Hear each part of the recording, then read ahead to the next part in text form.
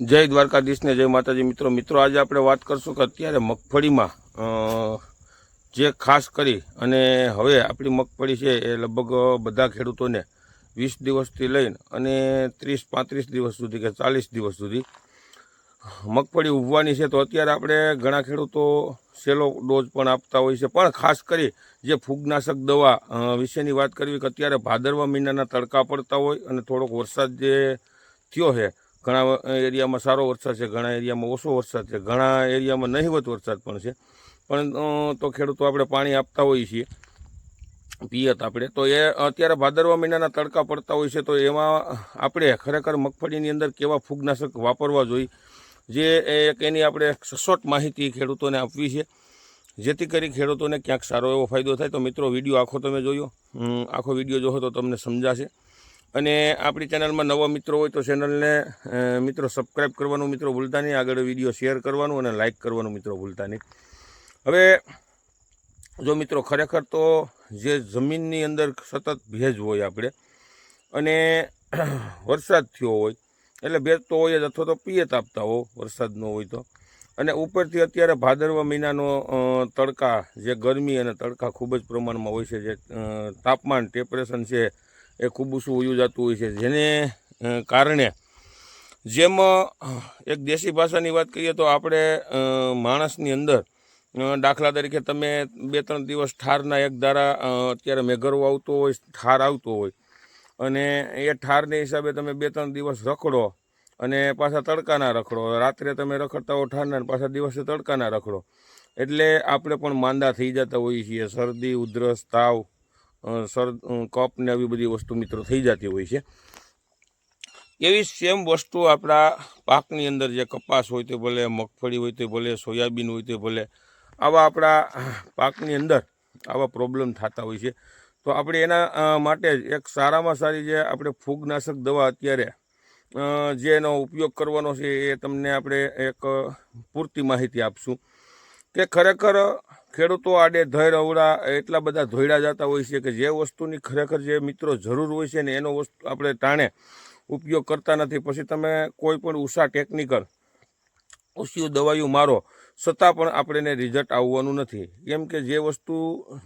જેની જરૂર છે ને એ વસ્તુનો જ આપણે ઉપયોગ કરવાનો છે। તો આપણે આગળના વિડીયોમાં પણ કીધું છે કે જો અત્યારે ખેડૂતોને આપણે દવા વિશેની માહિતી આપીએ, જો એમાં કોઈ ખેડૂતોને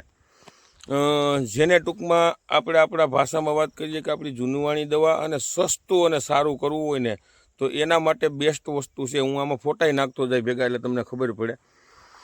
જે હેક્ઝાકોનાઝોલ 5% આવે છે, જે આપણે ટાટાના કોન્ટાપથી ઓળખીએ છીએ,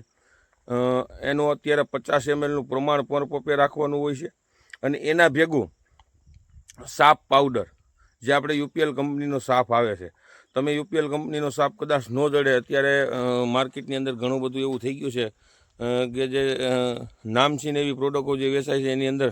ઘણું બધું નકલી જે ડુપ્લિકેટ પણ બનતું હોય છે, પણ એની સામે તમે કોઈ સારી કંપની ધાનુકા છે, ઇન્ડોફિલ છે,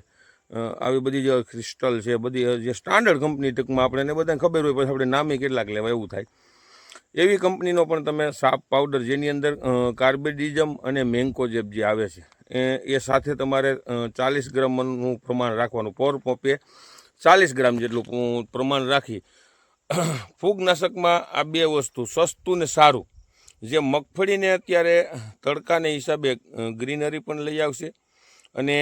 જે આપણે ગેરું રાતરને ટીકા માટે જે વસ્તુનો આપણે ઉપયોગ કરીએ એમાં સારામાં સારું રિઝલ્ટ મળશે। જે ખેડૂતોને કદાચ મગફળી મહિના દી કે 1.5 મહિનો જે ઉભેમ હોય એને અત્યારે આ ડોઝ મારી દે, 15 દી પછી પાછોનો રિપીટ એવો રાઉન્ડ કરી નાખે, 100% પાંદડાની અંદર ક્યાંય નુકસાની નહીં થાય, અને જે 22 અને કાર્બેડિઝમ છે, સોરી આપણે કાર્બેડિઝમ મેન્કોજેબ જે આપણે સાપ પાવડર જે કહીએ છીએ એ પણ બહુ પાનની અંદર સારામાં સારું, જે અત્યારે મેઘરવો અને જે ટૂંકમાં આપણે ઠાર આવતો હોય એની અંદર બહુ સારામાં સારું કામ કરશે। હવે એનાથી ઊંચી વાત કરીએ તમારે, હવે જો આ દવા બે જે સિંધી છે ને એના બે ભેગું હું તમને કહું, ખાસ કરી જે તમારે બીબળ હોય અને બીબળના દોડવામાં જે બંધારણમાં સારું કામ અને દોડવામાંથી દાણાનું વજન વધારવાનું, ક્વોલિટી બનાવી, એના માટે આપણે ઘણો ટાઈમથી એક ખેડૂતોને જે PMS potash magnesium sulphur standard કંપનીનું લેવાનું છે, પોટાશ, મેગ્નેશિયમ અને સલ્ફર. હું 2-3 ફોટા નાખું છું, તમને જે ટૂંકમાં સ્ટાન્ડર્ડ કંપનીનું હોય તમારે લઈ લેવાનું છે. ઘણો ટાઈમથી હું ખેડૂતોને આની વધારે અભિપ્રાયને સલાહ આપું છું, કેમ કે વસ્તુ સારી છે. મેગ્નેશિયમ, સલ્ફર આવે અને પોટાશ આવે, ત્રણેય વસ્તુ આપણા પાક માટે મહત્ત્વની. કપાસ હોય, મગફળી હોય, સોયાબીન હોય, કોઈ પણ પાકની અંદર. અને એનાથી ગ્રીનરી પણ આવશે મિત્રો, જે તમારા પાકને ગઈઢો બને ત્યાં સુધી નહીં થવા દઈએ અને ઘણું બધું કામ આપશે. અને આપણે ખેડૂતોનો એક વાત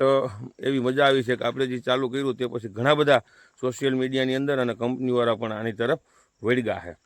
અને હવે એનાથી ઓછું જે આપણે ટૂંકમાં એજોક્સ્ટ્રાબિન અને ડાયફોકોનાઝોલ, જો તમારે કોન્ટાપ અને સાપ પાવડરની જગ્યાએથી ઓછું કરવું હોય તો એજોક્સ્ટ્રાબિન, ડાયફોકોનાઝોલ, જે આપણે